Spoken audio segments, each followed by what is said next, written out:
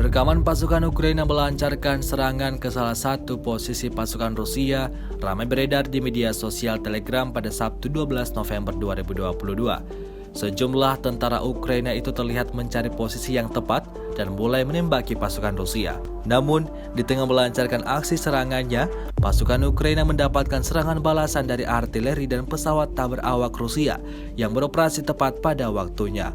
Militer Rusia melakukan serangan balasan. Granat berkali-kali dijatuhkan pada posisi militer Ukraina. Akibatnya pasukan Ukraina terlihat tak lagi melakukan serangannya, namun justru mereka tampak merangkak saat setelah terkena serangan granat. Sebagai hasil dari tindakan terkoordinasi, pasukan Ukraina mundur dengan kekalahan.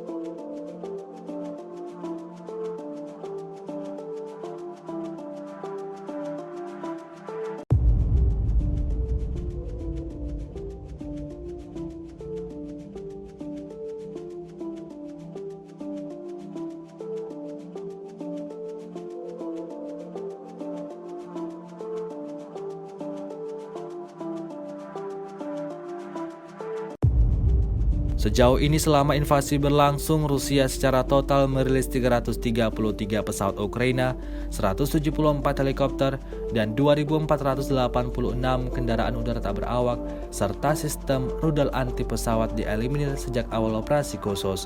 Sementara itu dari kubu Kiev, Kementerian Pertahanan Ukraina melaporkan 710 tentara Rusia dieliminir dalam sehari terakhir.